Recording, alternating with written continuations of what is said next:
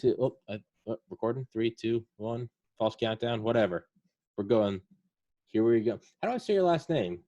Paduano? Padano? Yeah, Paduano. Paduano. Yep. Jeff Paduano. President, of Anmcc Cleaning Systems, laser cleaning systems. I know I'm butchering that. So what you just said before we started is, how did I find you? Yeah. Well, that is a story. I'll make it short and sweet. So on Reddit, there's a subreddit for laser cleaning. And I graduated with a biology degree in 2013. Now I'm taking Photoshop courses.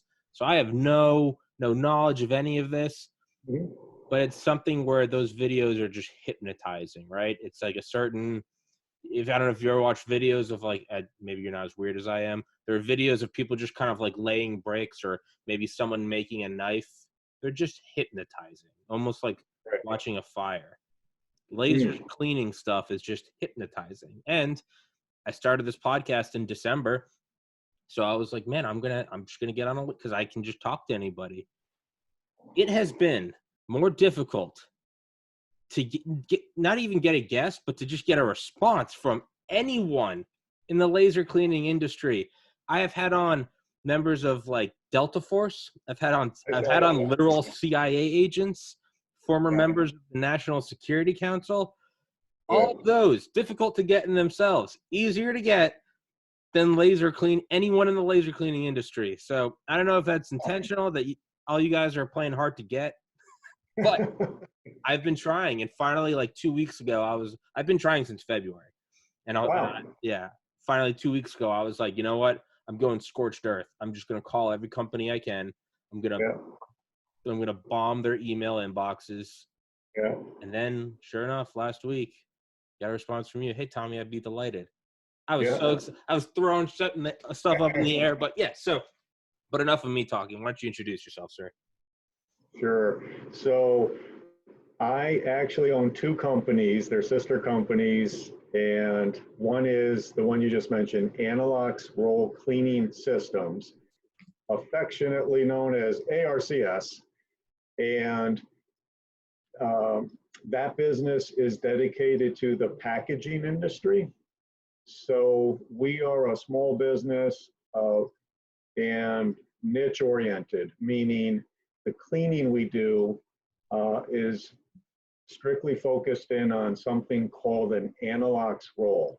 And an Anmcc roll is what carries the ink from, say, the ink pan over to the substrate. In the world of packaging, it might be carried forward to a piece of, corrugated, right? And it goes way beyond just plain brown boxes. We are also talking about very sophisticated, advanced packaging solutions. So just think about as you walk down the aisle of a Walmart or any type of grocery store, or even whatever comes through via Amazon, everything is surrounded by a package.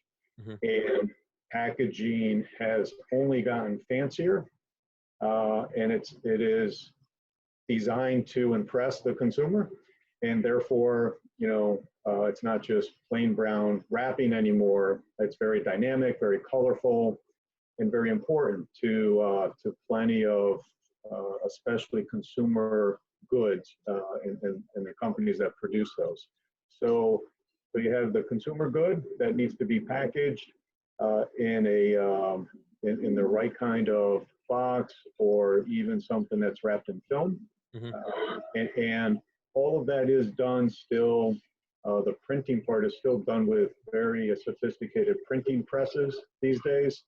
And all the printing presses in America, I should say 90% of them at least, have this cylinder, this Anmcc roll, and its sole purpose is to meter the ink onto the substrate. Okay. It's a very precise process these days. The Anmcc roll, if you were just looking at it with your naked eye, Tommy, you would just see a dark gray metallic cylinder, and it looks very ordinary. Once you put a microscope on it, all of a sudden what's revealed are millions of cells So think along the lines of like a honeycomb. It resembles that, and these cells are typically hexagonal. There's different shapes and sizes, but that's what the microscope reveals, would be all of these cells.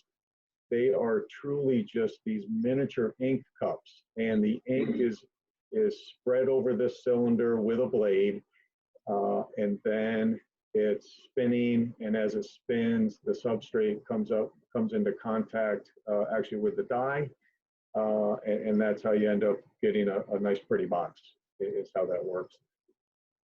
Yeah, and so does it take? Sorry, this is my fault. Do you have headphones? I can hear my own feedback coming through. That's my fault. I should have done that beforehand. Oh, Yeah. I don't have headphones. Sorry. Yeah. Don't worry about it. Don't Okay. worry about it. That's my fault. Oh, Yeah, I'm still learning this thing as I go. yeah. So why does that require laser cleaning? So, so as that cylinder runs, the world of inks today, they're very eco-friendly. In the old days, they were solvent-based. They would not dry out as quickly. And today's inks, today's modern inks, are typically water-based inks, which just means they're going to dry much, much quicker. And as a result, when the ink dries, it becomes a hard residue, a hard substance. And those miniature cells I mentioned, they do fill up eventually with dried ink. And at some point, it starts to affect your quality. So what used to be a nice, precise line on a box, all of a sudden becomes blurry. Okay. Or what used to be the right shade of red, all of a sudden is a faded red. It doesn't match up with the corporate logo, let's say. And it's the Analox roll that's typically the culprit. The Analox is referred to in the industry as the heart of the press. That's how critical it is to maintain it. That's how critical it is to make sure it's ultra clean. And usually, you know, people will run a job, and then after that job is run, that's when it's time to clean. So in our world, we call that restoring the volume. So let's say, and things are measured in, believe it or not, the billionth cubic micron. It is the tiniest of measurements. Wait, tiny. Of a billionth of a micron? Yes. So it's crazy, right? So I didn't mention. So the Analox roll is either a carbon fiber hollow core type cylinder with a ceramic coating on it, or it could also be a solid core steel cylinder with that same ceramic coating on it. That ceramic coating, not to confuse anyone, but that ceramic is also, that's laser engraved. So that's a much different process, meaning it's using a more powerful laser to create this engraving of all of those tiny cells. But as you can imagine, because they're so tiny, it just doesn't take that much for the dried ink to build up. And again, once that happens, it affects how things look. And it just means it's time to remove the dried ink, time to clean it out. And that's where the laser comes in. And there's other methods for cleaning these cylinders, but we've been involved now with the laser process for these cylinders for about 10 years. And our experience has been phenomenal in terms of it being the best way to do this type of precise cleaning. And there's still some watch outs that people, you know, need to understand, but by and large, when everything's working the way it should, the laser literally restores these cylinders' volumes to like new condition. Yeah. So they are removing every last speck of dried ink. And it goes beyond inks. You know, there's plenty of processes that use coatings, clear coatings, fancy coatings, coatings with metallic, let's say metallic-based coatings. So it's a whole lot of different substances that will run on this type of cylinder, but by and large, the laser can tackle them all. So it's very effective. It works very well, and it's very green in terms of a green technology. I like to say, you know, with this green technology, you're not giving up anything. There's plenty of examples where if you try to go green, you're sacrificing something. And in the case of the laser cleaning, it's a better process. And the plus is it's also a greener process. So that's just really gravy. But no waste, right, is what I'm referring to. The way the laser works is it's not producing anything like a chemical bath would, right? Chemical baths, the chemistry eventually becomes old or spent, and that has to be hauled away as a hazardous material. There's nothing at all like that with the laser. It's literally a zero waste generator. Some sci-fi stuff, right? I mean, it's almost too good. I had on some guys from Oxford back in episode, I think 80 something. This is 182 now. And they're nuclear fusion scientists. One's from Oxford, this guy's PhD. The other's almost PhD, but they're working on ITER, ITER, and I always forget. But it's like the global like Manhattan Project for nuclear fusion, which is always just around the corner. It's always right. We're going to the stars tomorrow. I mean, Eisenhower was saying it, so I don't know. Maybe I don't know. On a side tangent, China's starting to build their own, so maybe that will get us to kick it into high gear.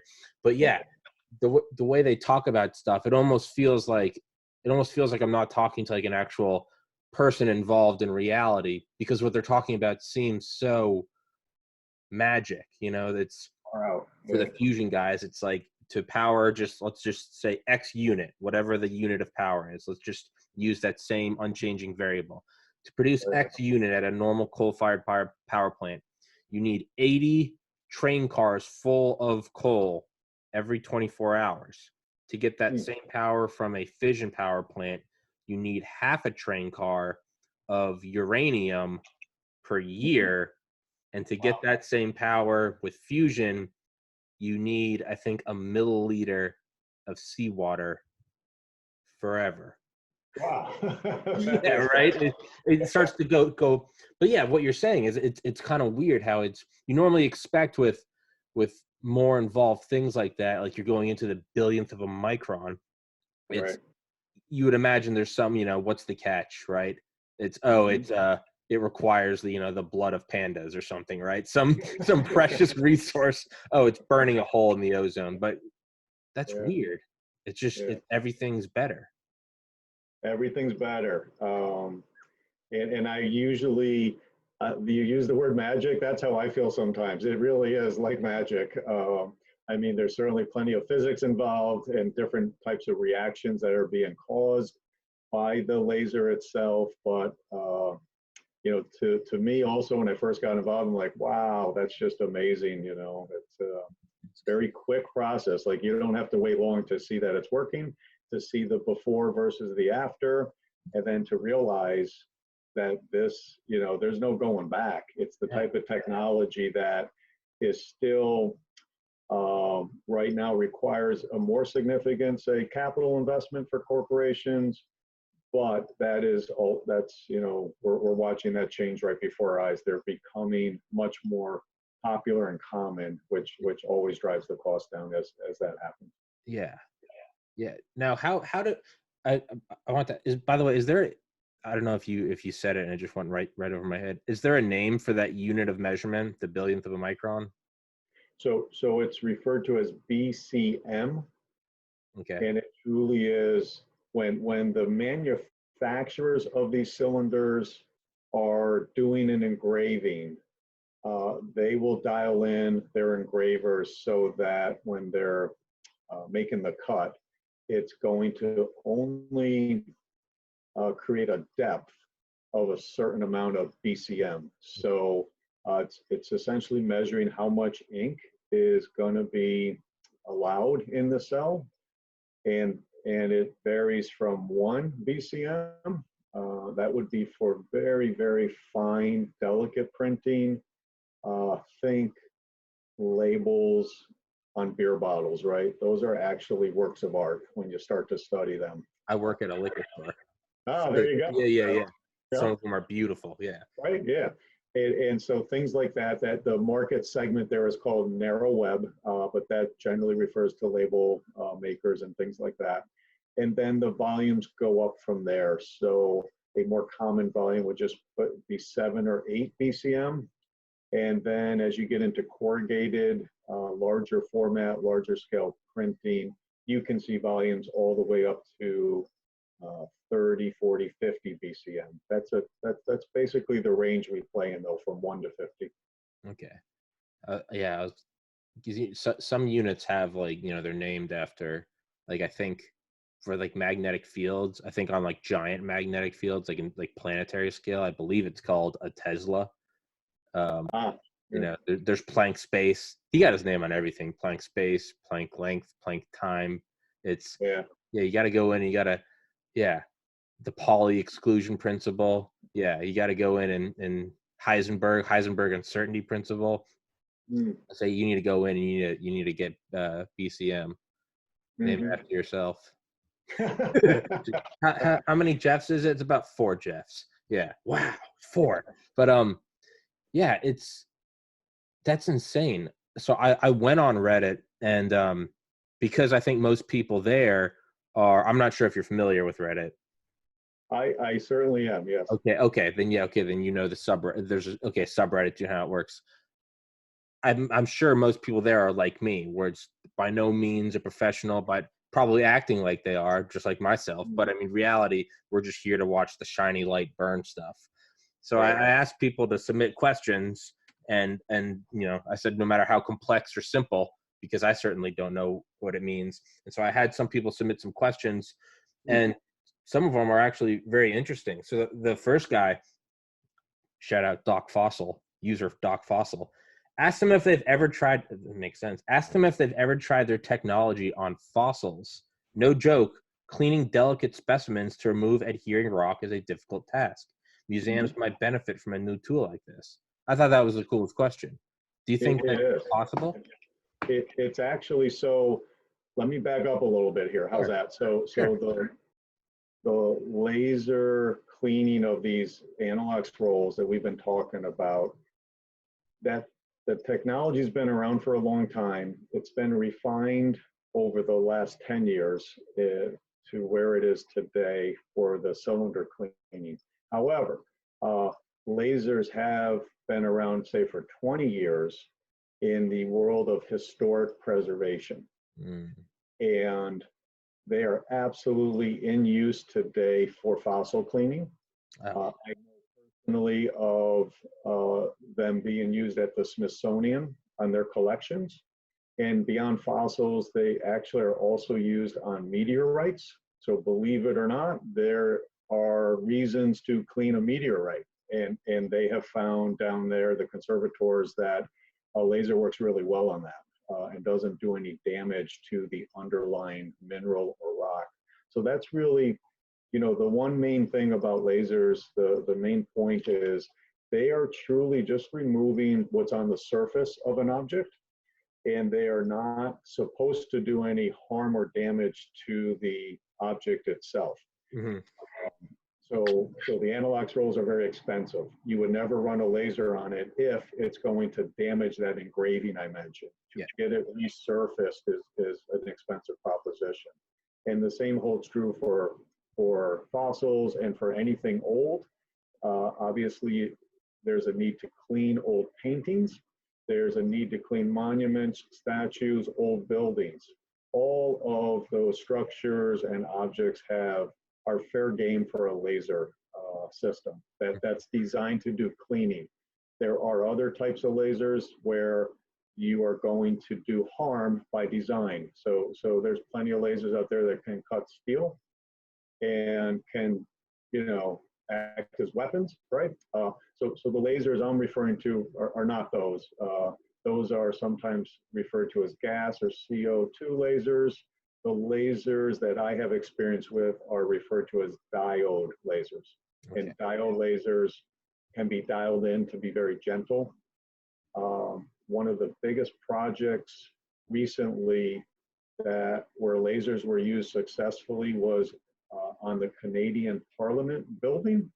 And it's a vast structure up in Ottawa, and it's limestone facade, which is a very soft stone. And they were not allowed to use chemicals or power washing or any of the traditional methods to perform that type of cleaning.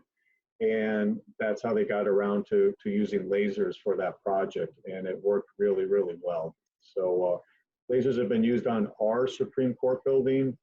They were used very recently on the Jefferson Memorial down in DC. Okay.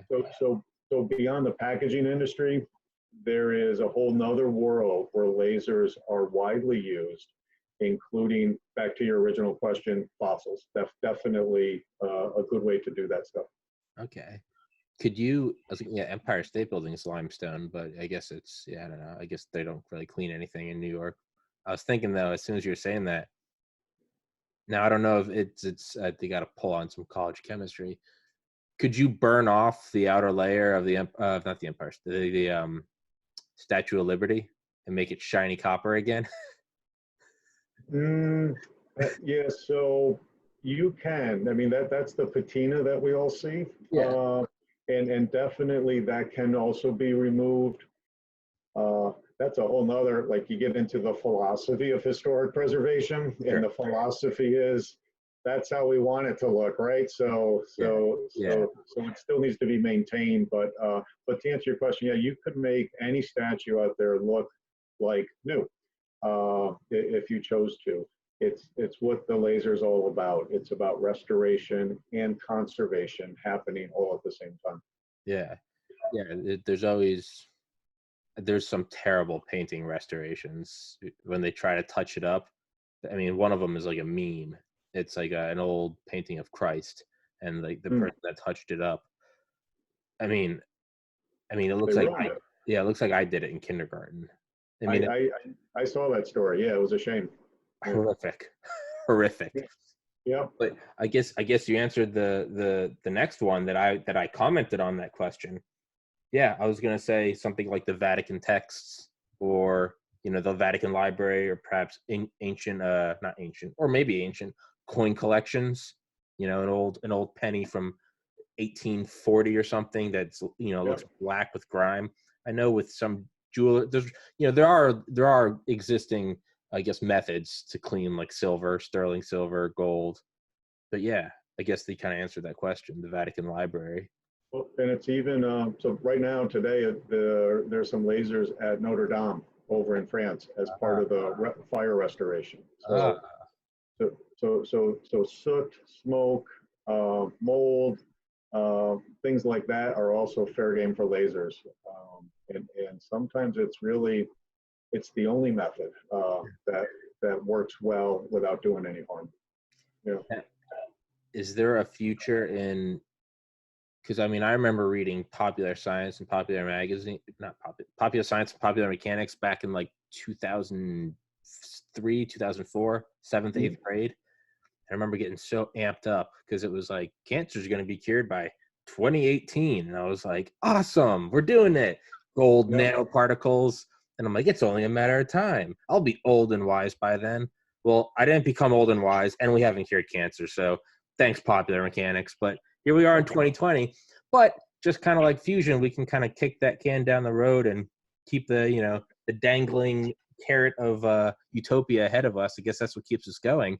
On that note or theme, could you, or are they used lasers for cleaning like hyper delicate tissue in the body, arteries, alveoli in the lungs, or even, I remember I was pre-med in college, and I remember one of my professors was an anesthesiologist, and they talk about this blood clot dissolving substance. I can't remember the name of it. It was a synthetic substance that it could destroy, or there's two of them. They did opposite things. One could block a burst in a blood vessel, and then other ones could dissolve it. But it was just like the duct tape and like WD-40 kind of duality of chem. It was gold. So yeah, it could clear out a clot, or it could heal a burst vessel. But I remember someone asked, I said, why is it so expensive? And he said, oh, well, it's made by the Keebler Elf, and they only make so many a year, because it was just, it was something insane. It was like $180,000 per milliliter.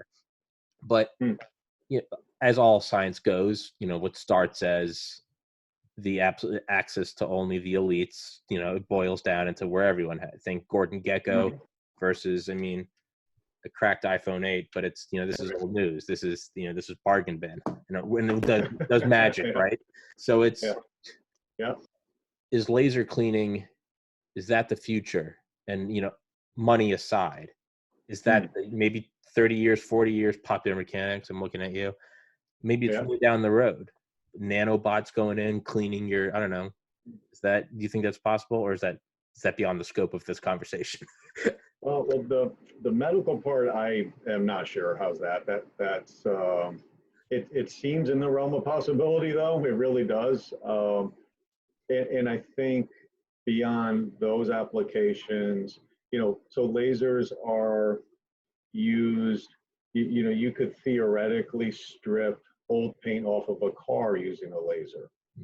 Today, that would still go pretty slow compared to sandblasting or a media blast of some sort. And there are, so again, the laser's not doing any harm to the substrate, so it's really not creating any type of roughness on the surface. So if you wanted to take old paint off, usually you want a fresh profile to put new paint on. The laser isn't quite there yet. And the beams are getting larger, though. So right now, a typical beam might be this wide, call it 3 or 4 or 5 inches. I have seen some prototypes where that beam is triple, quadruple in size. So those production rates are absolutely coming. The military uses lasers a lot for their military vehicle restoration work. So yeah, Tommy, it's definitely, I think, what you're going to see in 10, 20, 30 years is, I would say, almost zero use of chemicals. That those are just fading away more and more, but you still need to clean, and lasers coming down in price points will allow people to all of a sudden be like just having a gun, in a holster. You'll pull out your laser and you'll start zapping away what's dirty that needs to be cleaned and put it back in your holster when you're done. That's my vision of the future. I think that's definitely what we'll all see in our lifetime. Yeah, get rid of the dust buster and the vacuum. Yeah, pull that thing out, burn off. Yeah, clean your toilet, mirror, just and yeah. Could you just do away with showers? Could you just step in and just have a 360? But that gets, but half the fun of the shower is it's the hot water. Right? So I don't know, maybe. But actually, you just made me think. They do use lasers now for tattoo removal. So there are medical applications already for stuff like that. So yeah, it's definitely, I'm sure, being worked on as we speak in the medical field. Yeah, and another thing I commented is on my own thread, because that's how cool I am, is the industrial cleaning of skyscrapers, because even things like the Burj Khalifa, it's by the time they finish cleaning it, they have to start again.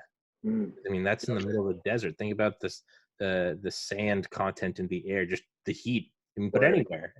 Seattle, where it's raining nonstop, or go to Atlanta. I used to live in Atlanta. It's just New Orleans. I interviewed at Tulane Med School, and I remember my one memory of leaving New Orleans was like, it just kind of seemed dirty. It just, in general, it's in a bucket of humidity. Do you think that could be a thing? Because you don't even need you could just get rid of people. You just have that thing running up like a squeegee up in the tower. Do you think that's a thing?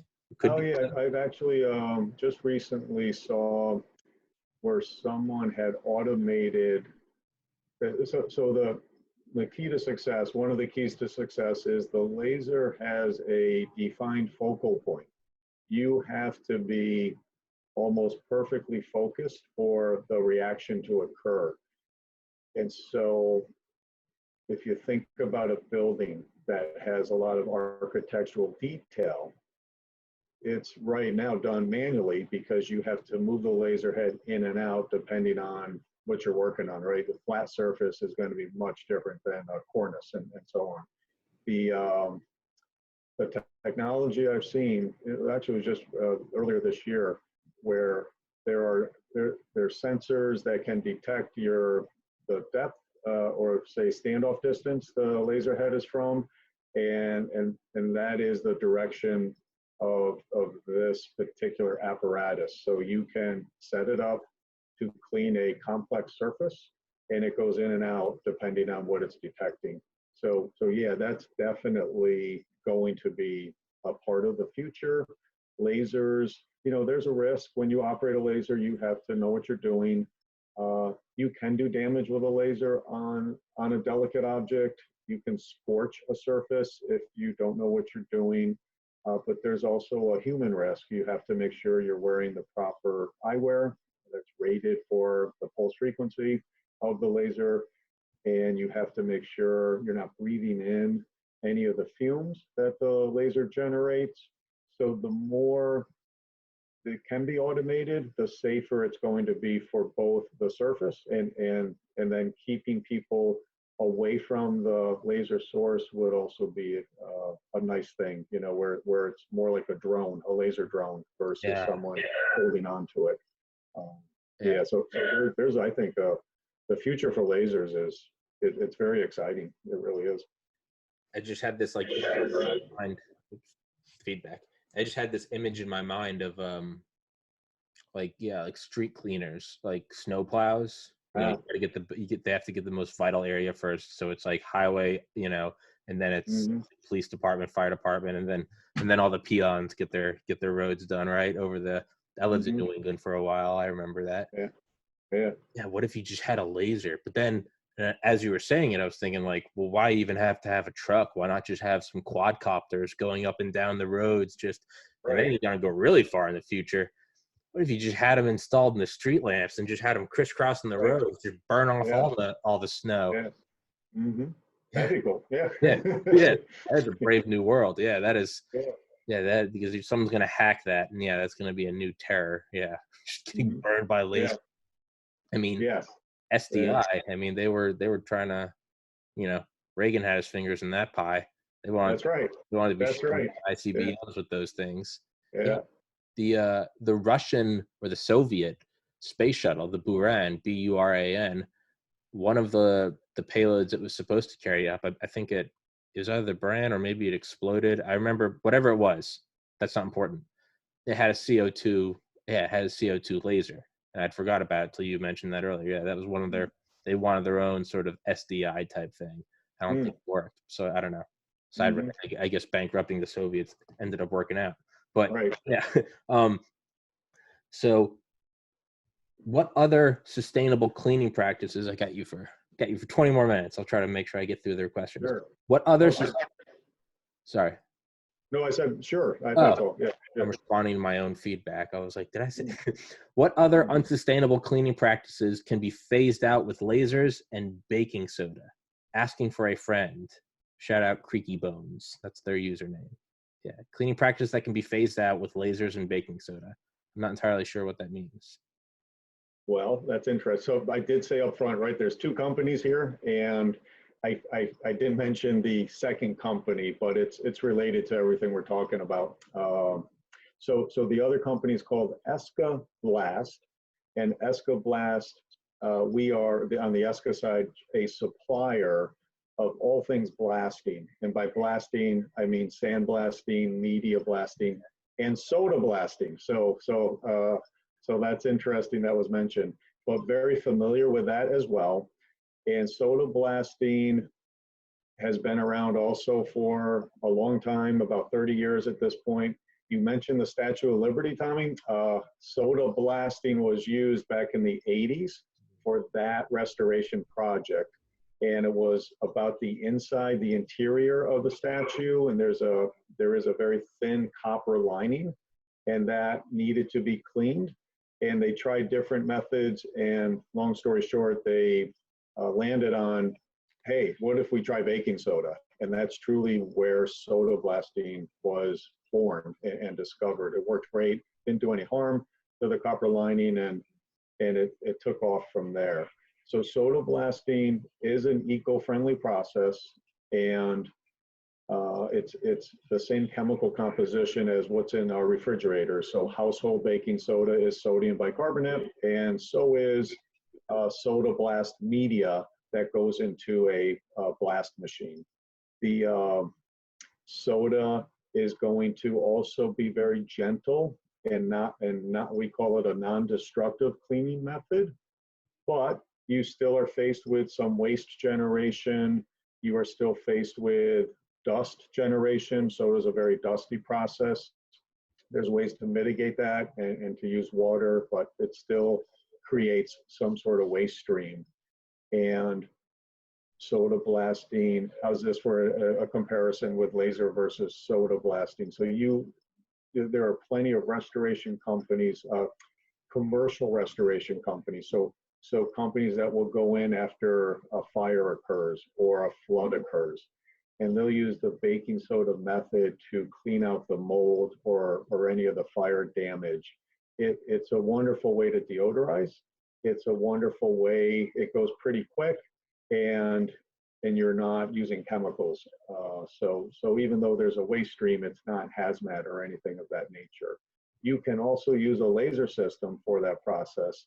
It's going to go much slower today, but you're eliminating the need for containment. You're eliminating any waste generation, but certainly you need to have the laser, right? And that's right. You know, America's not there yet. There's very, very few companies that rent lasers. And when they do rent them, usually it's a very high profile project to a contractor that's certified on how to use that type of technology. So, but the soda blasting is a good method. It's still apples and oranges when trying to compare it to lasers. But the question also was, what else can be phased out? Well, beyond soda blasting, you know, we also get involved in, the term is sandblasting, but we don't sell sand, for instance. No one really uses sand anymore because there's that can become toxic because of the silica content and what can result. So, but the term is very generic these days. So instead of sand, people now use just other eco-friendly aggressive medias that are out there. Recycled bottle glass is a very popular media used today that's safe to use. And that might be used on stripping a car, for instance. And again, I mentioned before, you can use a laser to strip a car. It's coming. The media blasting business, although it's a very large industry, surface preparation and lasers right now, as they just represent a very, very tiny portion of the overall surface preparation market. And all of those other methods have pros and cons. And laser, I refer to it at times as the holy grail of surface prep because of the no waste and just all the other benefits we talked about. The fact it's going to actually be a better cleaning tool and so on. However, so we supply contractors that do very, very large municipal water tanks. You wouldn't be able to use a laser. Well, you could still use a laser. It just might take you a couple years, right, to do that size project. Whereas today, most people are still sandblasting those water tanks and repainting. But it's going to replace the use of chemicals and solvents. It's already happening. There's another media blast method called dry ice blasting. So that's becoming more popular, and that's pretty neat. It's a cleaning method. Again, it's not creating any waste. Everything sublimates, right? The dry ice goes from a solid to a gas and skips over creating any liquid or anything like that. So that's becoming increasingly popular in industrial plant settings and can also be used for fire restoration and mold remediation and things of that nature. But they all have their containment issues. They all have still a need for someone to do very physical labor, and lasers are not heavy. Lasers can be used by anybody. In Italy, most conservators are women, and lasers are also used in Europe quite a bit for a lot of the historic preservation there. Um, and, and, and here in the States, you know, anyone can sandblast, but it'd be uncommon to see a female at the end of a sandblast hose. It's a male-dominated industry, whereas the use of lasers, like I said, it's gender neutral and much easier for anybody to learn how to use a laser than to try to sandblast them.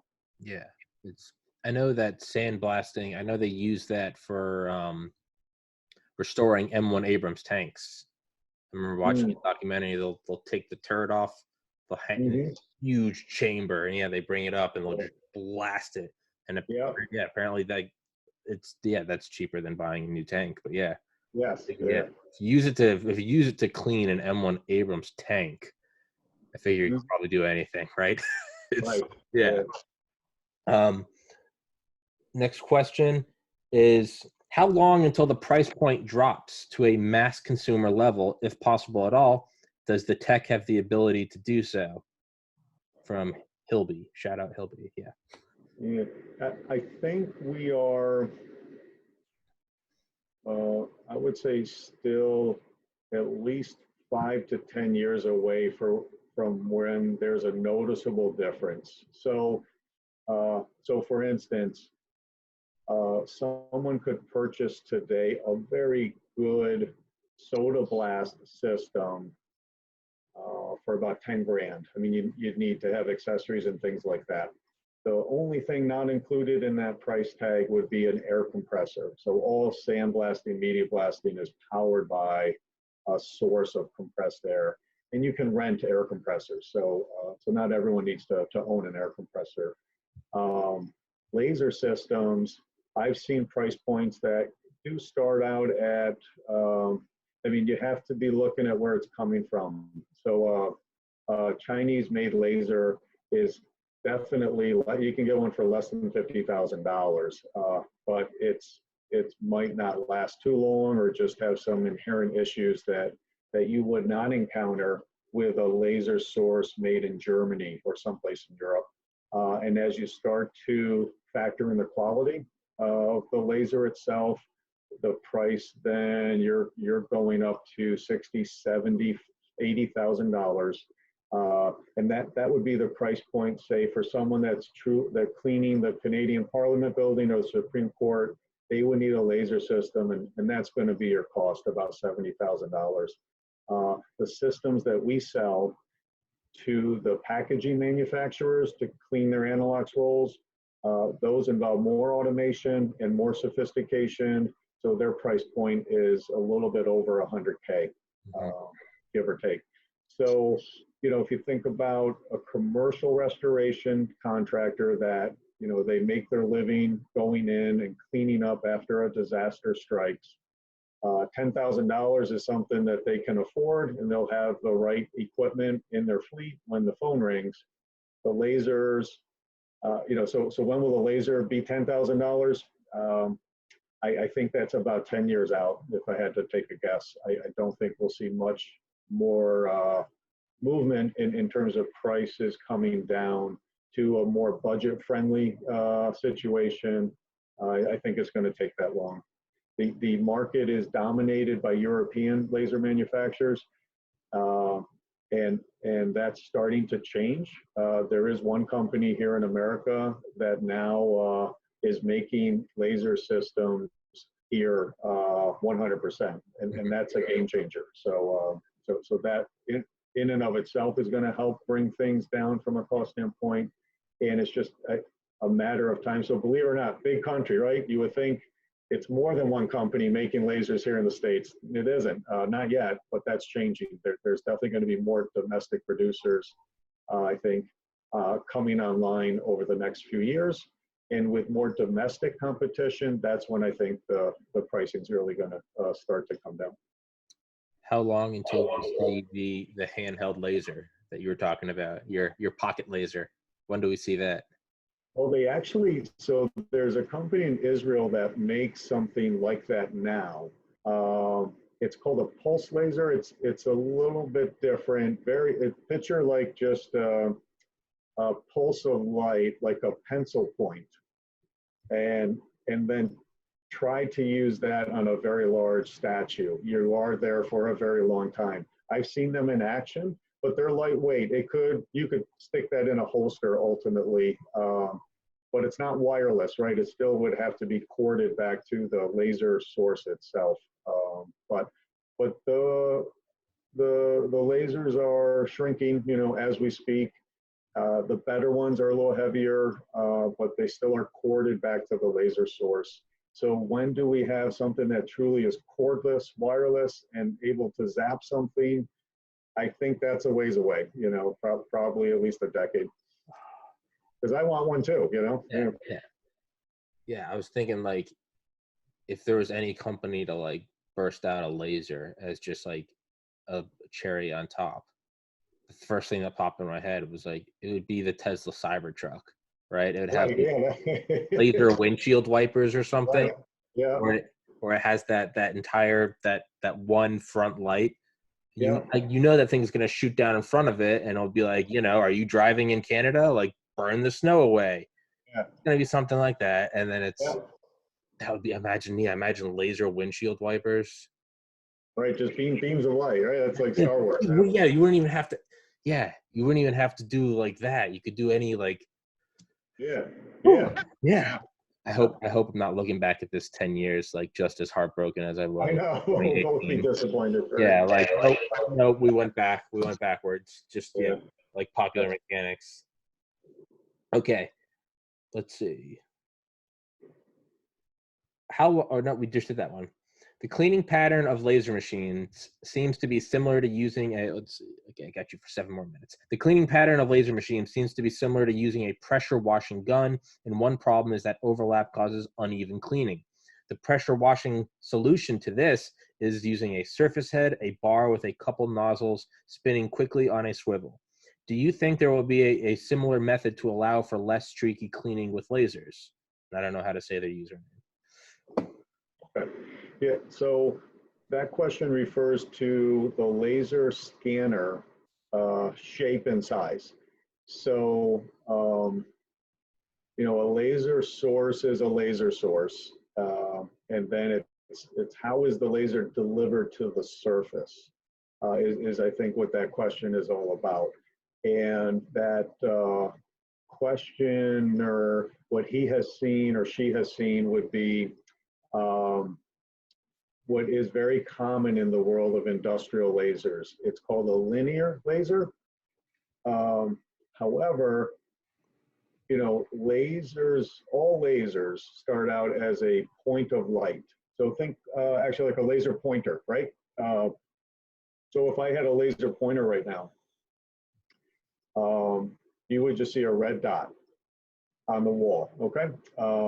And a linear laser, what that's doing is it is just moving the laser pointer, the laser dot back and forth, left to right. And that's what we see with our naked eye. It happens so quickly that instead of a point, we're seeing a beam, right? There is a new technology out there that we're very familiar with, and it's proprietary.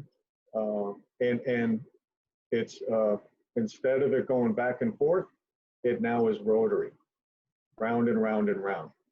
The reason for that has to do with the fact that there is still, so how do lasers work? Yes, they're magic, but they also, from a physics standpoint, they're creating, generating these processes that happen at the same time. One of them is a photothermal effect. So there is definitely still some heat involved. And when we're talking to people that want to learn more, sometimes they have this impression that a laser is a flamethrower. And all of a sudden, you're just throwing out a massive amount of heat, and that's how it works. That is not the case. So, and we can demonstrate that very easily to people. So when they are at our place, we're doing a demonstration, we'll hit something with the laser, and then we'll stop and we'll ask them, put your hand right where the laser was right now, and don't worry. And when they do that, they will feel a slight warmth. but it's not like a stove burner, right? Where you'd get burnt. You would never put your hand on a hot burner, and lasers just aren't, they don't function that way. However, because of that heat element, when you're working on certain surfaces such as ceramic, right? So back to the analogs roll, when you use a linear laser on a ceramic surface, when that point stops and goes back, it's actually depositing a little thermal energy right there. And no different than when a car is going forward and then it needs to go into reverse. Well, you first got to stop. And even if it's a millisecond, which is what it is in the world of lasers, you are still stopping long enough for that heat to be left behind. So on some surfaces, it doesn't matter. It's not going to do any harm.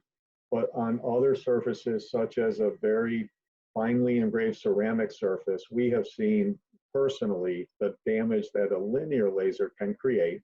And that's why the inventor of the rotary scanner did it, is to avoid the stopping and starting.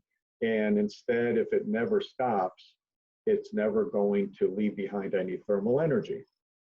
And that does get, so he's asking about the variations that cleaning, I mean, it can happen with anything, any cleaning tool you're using.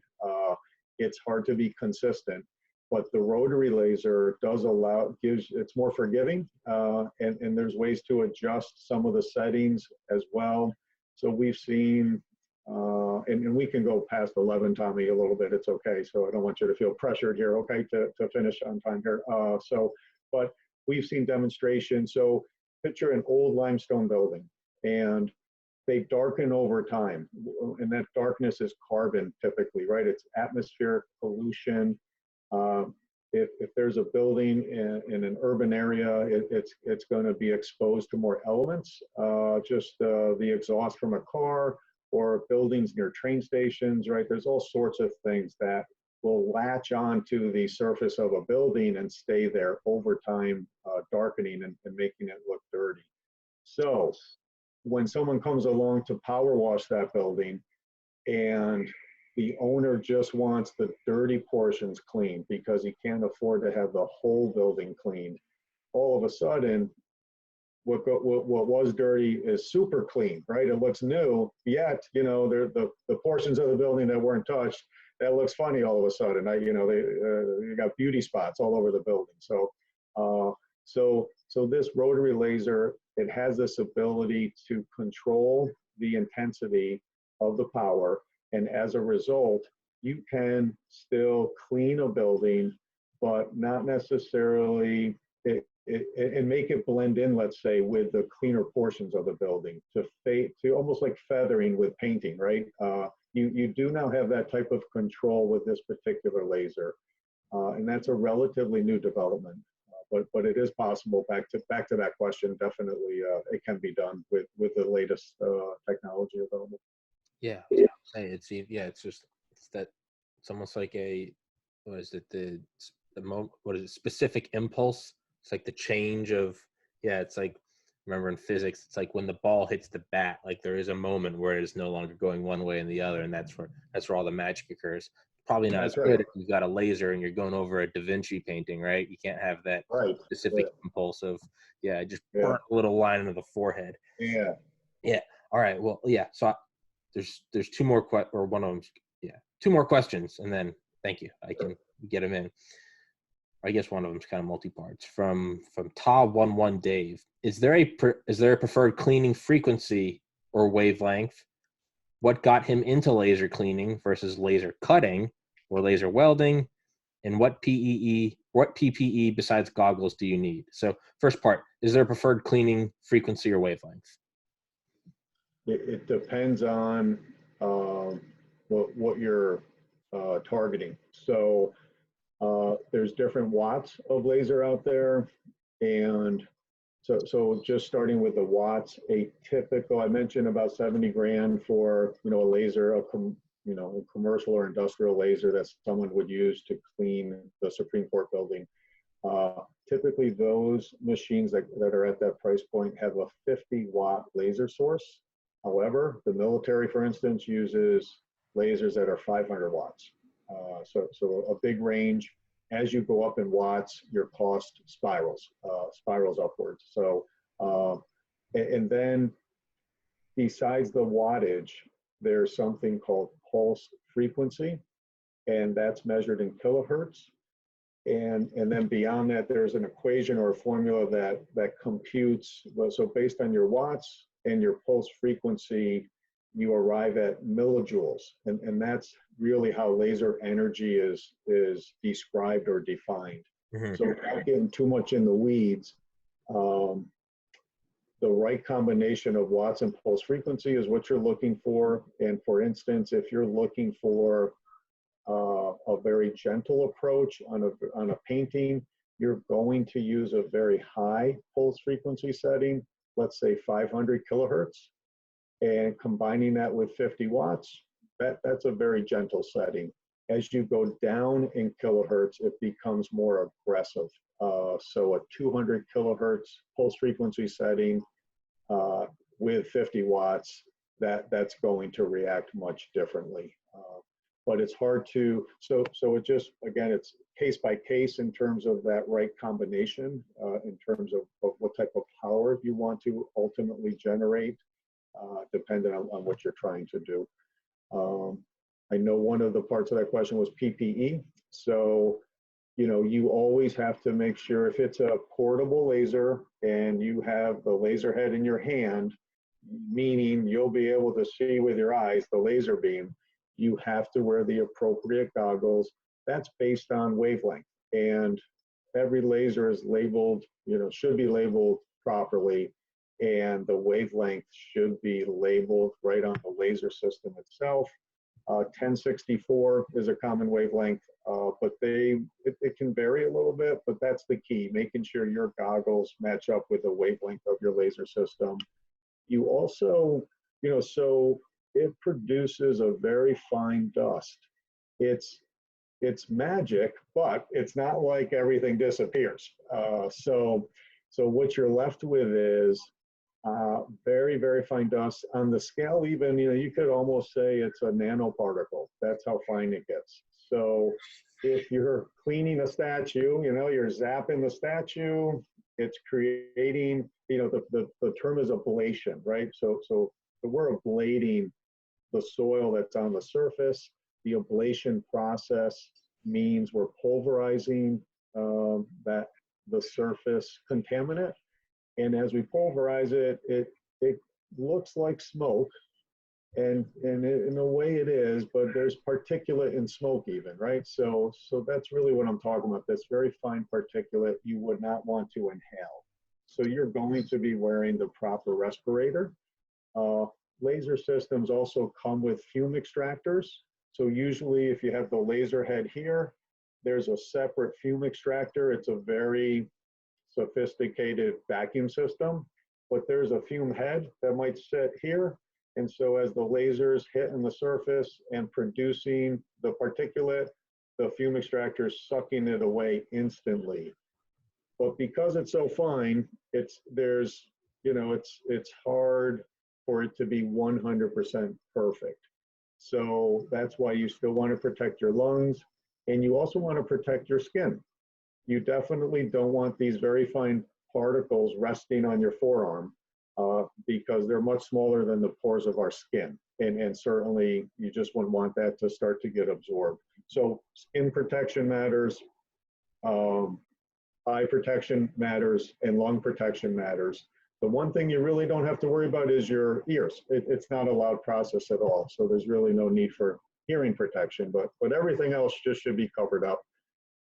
And then you get into, if you're doing a project, there's a statue down in the Wall Street area that was done with a laser several years ago, the George Washington statue. And the contractor that did that, they just were responsible for shrouding the statue, complete containment. So anybody passing by just couldn't visually see what's going on in there.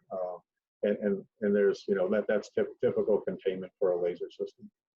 Yeah, I was gonna say ablation. I remember where I recognized that word the most is if I was just because I look at different things. Wikipedia, if you go to the hypersonics page, it'll have the ranges: subsonic, transonic, supersonic, hypersonic, and then it's called high hyper or upper hypersonic, and that's the reentry vehicles. And it talks about how it's no longer like you need a delta wing; it's just you need an ablative shield. It doesn't really matter what it just like a dumb shape, like a sphere with, Yeah. and half of it's going to burn off. It's like we're nothing beautiful, no SR-71, no F-22, nope, just a big dumb eraser, and it's got to burn. The X-15, when they got it up to they got it up to its speed record, they put an ablative coating on it, and they said it looked like the outside of a pencil eraser. It was like pink. Yeah, Yeah. it was, ended up burning and covering the windows, and that's a whole nother story. But yeah, I'll save the last part of that question for last. So here's the second to last question. Do you know Siltec, Silltec? Do you know Siltec's laser cleaning solutions? Wait, no, wait, hold on. I think this guy's plugging his company. The user is Siltec. Do you know it? Best results. All right, never mind. Touche, Siltec. You sly dog. You almost had me plug your company. I'm happy to talk to someone if they wanted to reach out to me, but I've never heard of the company, no. Siltec, you sly dog. Insert in your company. I was reading it. I was like, this sounds like a plug. Yeah. They're not paying me. Siltec, if you want to pay me, I will plug your company. No one else has, so you don't get it. Or you can come on the podcast, but no. Touche, Siltec. All right, so we'll go back to the last part of TA11 Dave. Yeah. What got him into laser cleaning versus laser cutting / or laser welding? So how'd you get into it? How'd you get into it? Tell us. Sure. So the ARCS company was founded back in the 80s, and the old owner pioneered the method back then for cleaning these cylinders that we've been talking about, was the use of baking soda blasting. Again, because it's gentle, non-destructive, eco-friendly, and it worked really well. So through the 80s and 90s, ARCS became known as the company to call when you needed a dirty roll cleaned. So we always try to stay abreast of new technologies and what might be on the horizon. So that's how we got involved with lasers for cleaning these rollers. So it's more of our business, just fit in with the new technology. And then once I saw it with my own eyes, it was very impressive. And I could just tell this is the future. I'm not sure exactly when the future is, when everything's going to line up and be just, no one's using soda blasting anymore, but that day will come. We still use the soda blasting method in certain instances. So ARCS is both a contractor. So if someone wants to hire somebody, they don't want to clean their rolls, they're too busy doing other things, we'll go on site, we will clean their rolls for them. And it really, at this point in time, it just breaks down to if it's a huge jumbo roll. Right now, we actually have the ability to set up on a big printing press, and we'll do the traditional soda blast method. If instead we step into a narrow web plant, so guys making labels, rolls that we can just pick up with our hands and are very lightweight, we'll actually bring our laser system into their plant, and we will clean those smaller rolls using the laser system.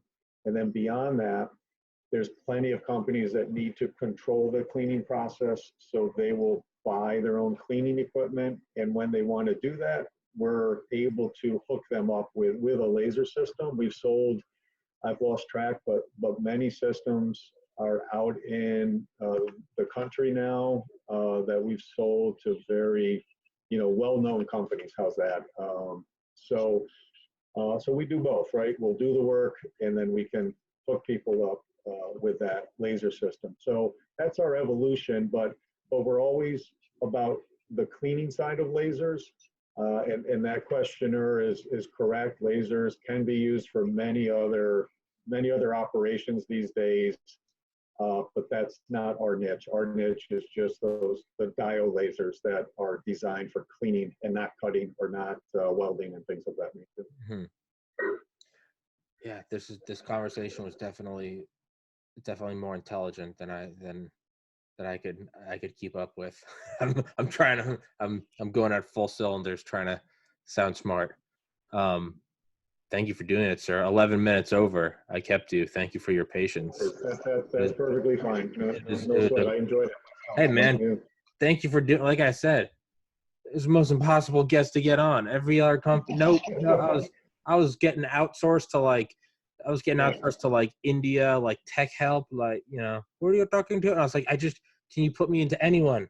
To the point where I was calling, I was like, I don't even care if I talk to a secretary. Can I just, it just became a stubborn point. And then you emailed me back. I saw a president. I was like, he shoots, he scores. So thank you, sir. I'll just, if you ever wanted to do this again and dive deep into surface preparation and sandblasting, that's a whole nother hour-long discussion. So we wouldn't necessarily be talking about lasers, but you know, I saw your eyebrows go up when I mentioned dry ice blasting.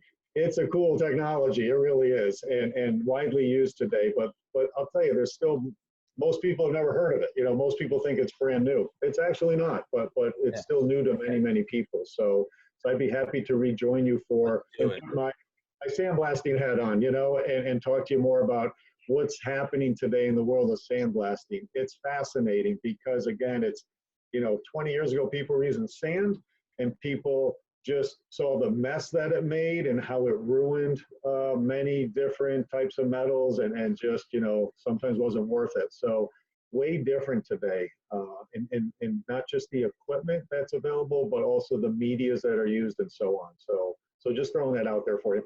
Absolutely. I'll email you right after this. It normally takes, because my internet's terrible, it normally takes a couple hours to upload the HD quality one to YouTube. The other ones, for anyone listening, BitChute, DTube, Anchor, the audio will be up on Anchor or Spotify within an hour. I'll send you the HD when it's uploaded, but I'll email you. Absolutely. I had a guy on yesterday, a sci-fi author, Roger Williams, and we went through he gave me like an hour-long walk through the history of vacuum tubes. Completely over my head, but I loved it. So I would love to do a dry ice episode, man. Hey, the more I learn, I'm going to be sitting here, FYI, I'm going to be sitting here like an idiot, just like, okay, all right. But yeah, I would love to, man. I would absolutely love to. That would be badass. Okay. Yeah. And I imagine some people are going to comment questions on when I post this one on Reddit about lasers. So we'll stash that for another Q&A one down the road. Let's definitely do the dry ice. That sounds insane. Thank you, sir. Yeah. Analog's Roll Cleaning Systems, not Siltech. Excellent. Thank you, Johnny. Thank you, sir. And yeah, what I'm going to butcher it. I don't want to butcher it. Paduano? Paduano. Just like it's spelled. Yep. Okay. It's never that easy, and of course now it is. Jeff Paduano. Thank you, sir. Thank you so much for doing it. I will send you an email when it's uploaded, and let's definitely plan that dry ice episode. Sounds excellent. Have a good day, Tommy. You too. Stay safe. Bye.